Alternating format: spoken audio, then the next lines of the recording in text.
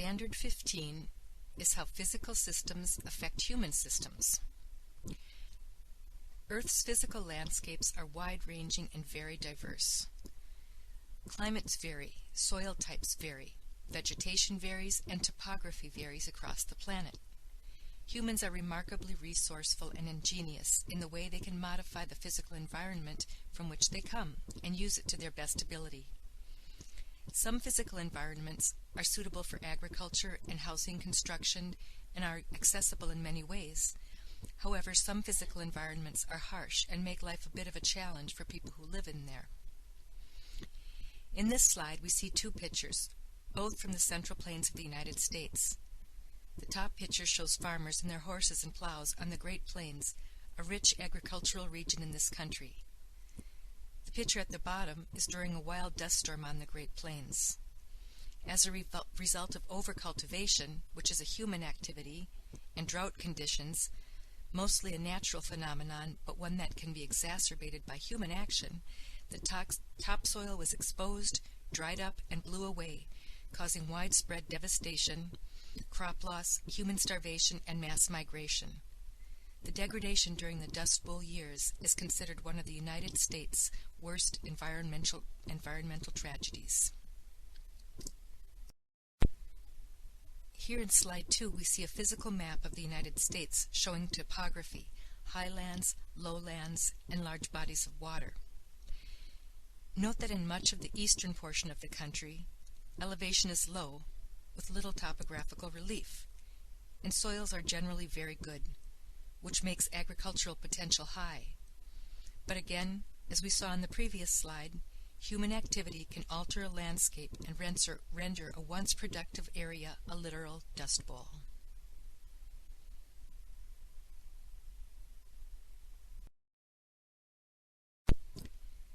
This slide shows us the annual average precipitation levels in the United States by region. If we overlaid this information with the information on the physical map on the previous slide, we can see that the region of the country just east of the Rocky Mountains receives between 10 and 20 fewer inches of rainfall annually than the eastern portion of the country receives. Therefore, less rainfall, combined with overcultivation, such as we saw in the Dust Bowl era, makes this midsection of the United States a more ecologically vulnerable region. On this slide, we see two maps of Arizona, Arizona's topography and Arizona's annual precipitation. As we saw in the previous two slides, if we lay a topographic map next to a precipitation map of Arizona, we can compare the physical landscape to the annual precipitation rate in the state. This will give us much more insight or clues into where we might be particularly vulnerable environmentally.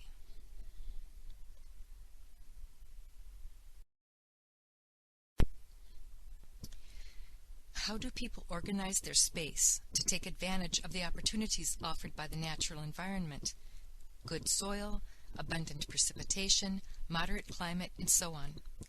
Conversely, how do they mitigate or soften the challenges of the natural environment, like poor soil quality, scarce precipitation, and harsh climate? It's important to remember that human beings are very capable and throughout history have been able to modify and adapt to even some of the harshest environments to meet their daily needs. For example, one article states, Arizona State University marked the completion of Phase 1 of its plan to install 12 megawatts of solar system power across its campuses. The 5 installations in Phase 1 have a combined capacity of 1.8 megawatts and represent the largest solar portfolio on a single U.S. university campus. A company called Carbon Free Technology has played a central role in this effort as the solar power developer for 3 of the 5 installations with a capacity of 1.7 megawatts. The installations include single-access tracking canopies mounted on top of ASU's Apache and Stadium parking structures, and a fixed tilt installation on the roof of Laddie F. Coeur Hall. The two bottom images are from a publication called Rainwater Harvesting for Dry Lands and Beyond, Volume 1. There's an innovative collaborative effort in one town called Desert Harvesters that promotes, celebrates, and enhances local food production and security by planting indigenous food-bearing shade trees in water harvesting earthworks, and then showing people how to harvest and process the bounty. Annual events in this town include neighborhood tree plantings, milling efforts that grind mesquite seed pods harvested from neighborhood trees into delicious flour, and native or local food fests.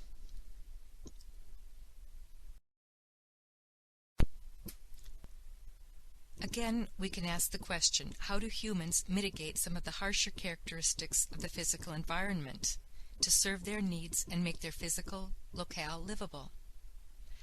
For example, the Trans-Alaska Pipeline carries crude oil from Prudhoe Bay across the Arctic Circle south to the port of Valdez on Prince William Sound.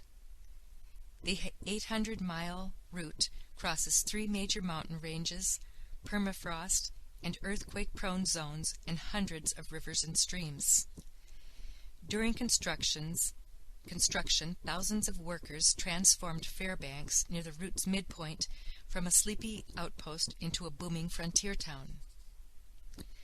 A significant part of the oil Americans consume is used for gasoline.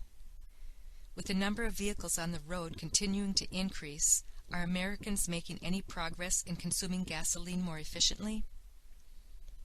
Conduct your own investigation of this issue by polling friends, family, and neighbors on the following questions. What gas mileage does your vehicle get? Less than 10 miles per gallon? 11 to 20 miles per gallon? 21 to 30 miles per gallon? 31 to 40 miles per gallon? Or more than 40 miles per gallon? Another question. How important a factor was gas mileage in your decision to buy this vehicle?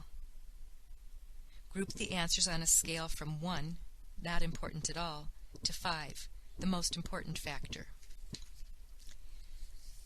Another question you might ask is, if you bought this vehicle to replace another vehicle, how does its gas mileage compare with the vehicle of that older vehicle?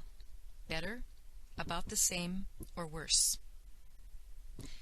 Another question, how important a factor will gas mileage be when you buy your next vehicle?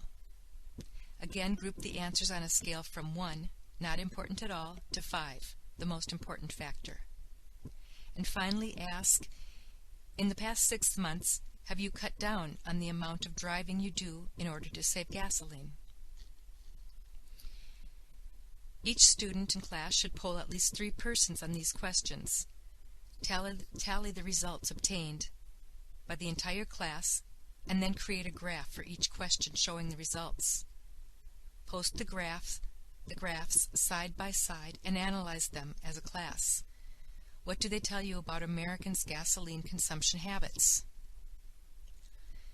Powering automobiles is only one of the dozen ways in which Americans use petroleum every day.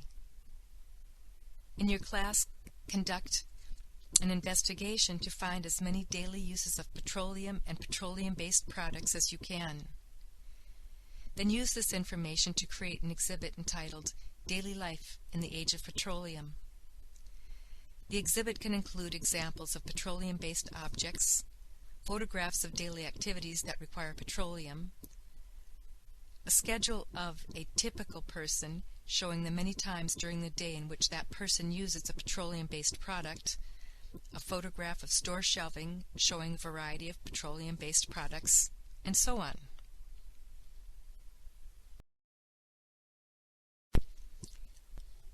In this slide, we see 2 pictures. The picture on the left shows highland Aymara Indians in Peru and Bolivia. They're practicing sustainable farming techniques used at 12,000 feet above sea level, an altitude that typically does not support good agriculture. In the picture on the right, we see a book cover from a book called Eating Local the cookbook inspired by America's farmers.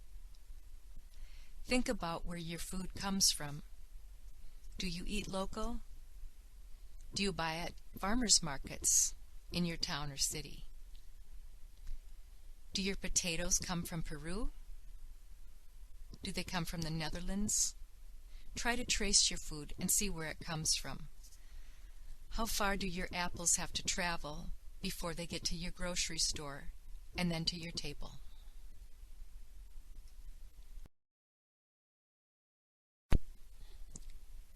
An important geographic concept is that of the carrying capacity of a place. In this slide, we'll look at the carrying capacity and resources and population growth of a place. The carrying capacity of the earth is the supportable population given the food, habitat, water, and other necessities available within the earth. Imagine the earth as a giant ecosystem.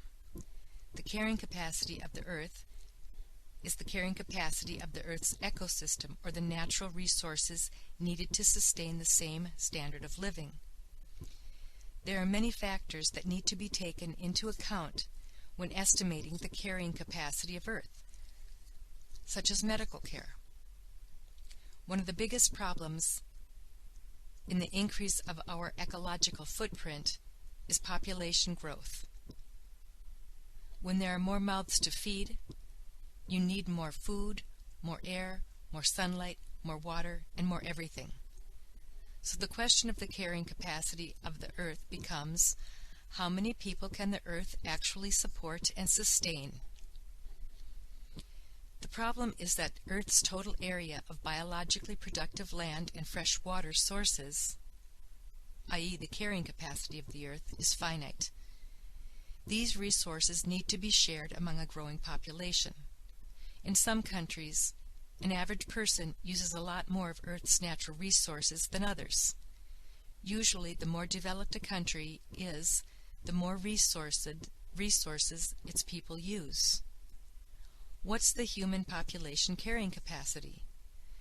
Most demographic experts predict that Earth's population will cap somewhere between 8 and 12 billion, although sometimes we hear much higher estimates.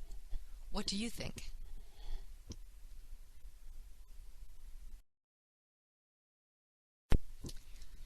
In this slide, we look at lifestyle and consumption. Lifestyles and levels of consumption are two major factors that help to analyze the relationship between people and their environments. An important question to pose is, how can humans' actions and decisions about the way they live their lives in terms of consumption, energy and water conservation, land use, and so on affect the carrying capacity of a given place?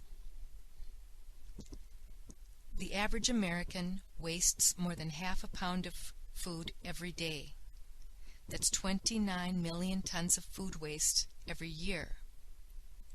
Some researchers estimate that as many as 40% of the food produced for consumption in America never gets eaten. So why does it matter, and what can we do about it? How about a concept called voluntary simplicity? Living lower on the food chain, which will leave more for others.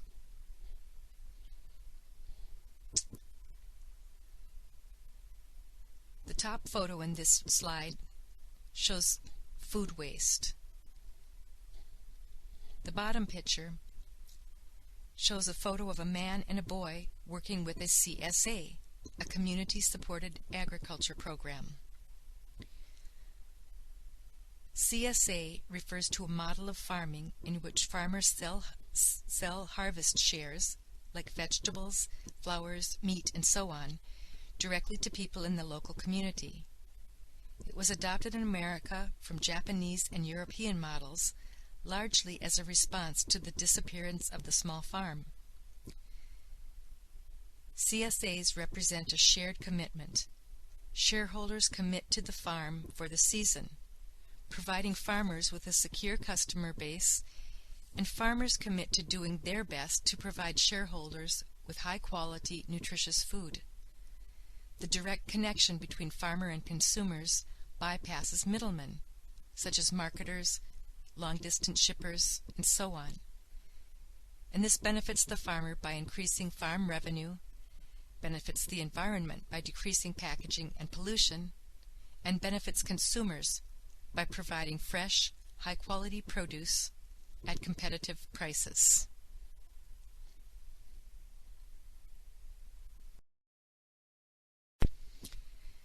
Today, modern human technology has facilitated human habitation in some of the most remote and inhospitable physical environments. In the days before high-tech, we also see very creative and advanced ways that people have employed to facilitate their survival and livelihoods. In the top picture, we see early Arizona Hohokam Indians building canals that provided irrigation for their crops. The bottom picture asks, how did early inhabitants survive Arizona's heat before air conditioning? Well, they built houses with thick adobe mud bricks, a great insulation. And they also hung wet sheets outside on their patios on hot nights to serve as rudimentary evaporative cooling systems. And earlier in human history, by dwelling in caves on the mountainsides.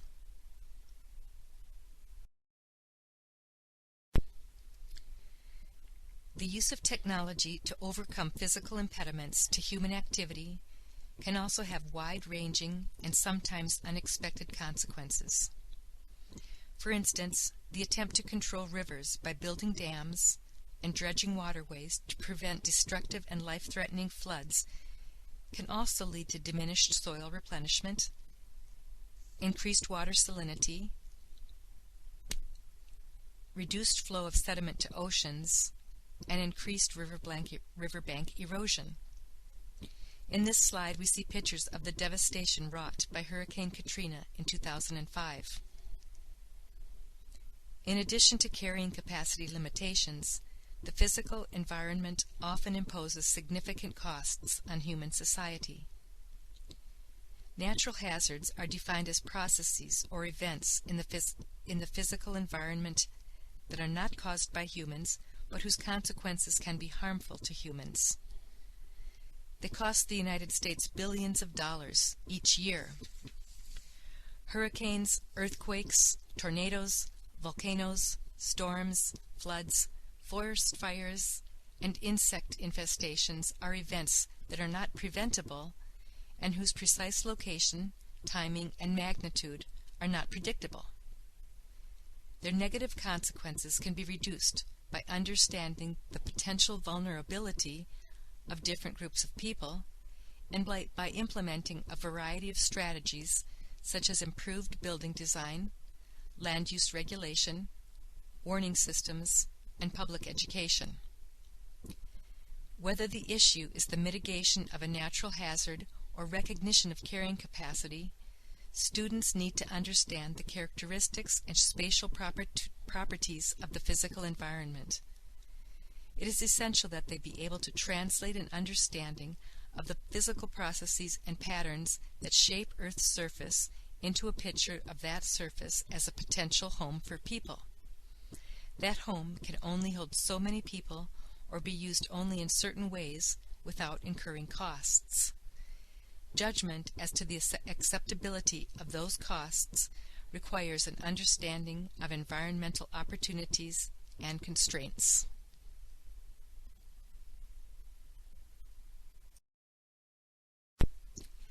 This presentation was written by Elizabeth Larson, School of Geographical Sciences and Urban Planning, Arizona State University, 2011.